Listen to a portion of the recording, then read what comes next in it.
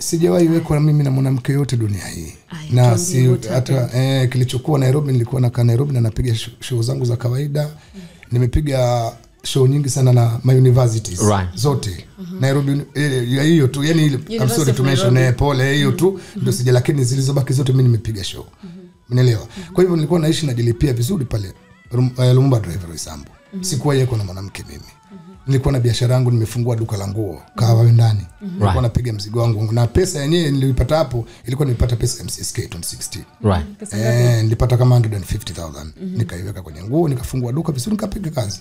Kilichokuja kuniangusha ni huyu bwana sasa, kwamba tumefika mahali amepiga kipindi kile miaka kuanzia 2014. Nikamwacha 15, 16 nikamwambia 17, nikamwambia bro umetukubla sana. Alafu jamaa alikuwa anachukua 850,000 per week. Kwa mwezi ni ngapi? 850 times 4 kwa wiki. That's a lot of money. That is 30 minutes after news. For what? Hiyo tu program. Kwa nini mnaona TV ni mchezo? Bala. Kuna watu wanakula mita 2 ile 30 minutes peke yake per week. Umeelewa? Sasa nikamwambia it's my time now. Ni gasi kinishia, nikimpigia ngoja bro wacha nione, gasi hata ilikuwa ni 750. Tunazungushana hide and seek. Nikaingia Hazina Plaza pale, nikachukua maloya mimi. Tukasumbuana, I'm sorry, kule nako kwenye TV wakateremsha kile kwa sababu hawataki kesi. Kampuni ya kesi kushusha akanitafuta. Kaambia bro leo unapatikana, namba yako inapatikana leo, umenipigia. Unajua kwa nini nimefanya hivyo? Kaambia yeye kwa sababu hata pesa ya gasi mzee unakula almost 2.6 million monthly, unashindwa kunipa 10,000. 10,000 unashindwa kunipa mshamba. Basi tukaingia kwenda kwenye papers pale, akazuga kidogo atanilipa pesa fulani this much nini.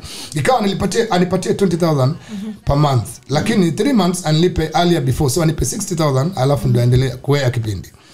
Akafanya hivyo mara 2 mara 3, kanilipa 120k, kapotea kadisapia mazima. Tukatuma tena email pale, ikashushwa tena, akaambia this time tunamtaka kidis hapa. Jamaa akapotea, tukamwambia bwana tunataka 6.5 million uchukue hii jingle for 100 years. All of a century achukue.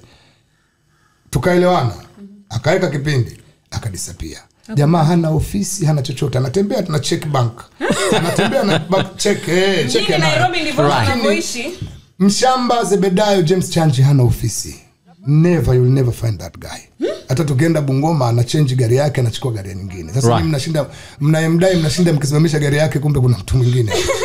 Mimi naongea simesema sizeeki kwa sababu I do mind my own business na naishi straight. I'm a human being, bado nina makosa, najua ni binadamu, sikose makosa. Lakini najitahidi sana nisikosee. Interesting. That's what happened, mpaka nyumba yangu ikaenda. Wakenya hamkujua. Kuna wasanii walifungiwa manyumba tulijua. Mimi hakuna mtu alijua. Hata Jaguar nilimwambia after 2 years. Akashangaa sana. You're listening to Blue Radio, bringing the vibe.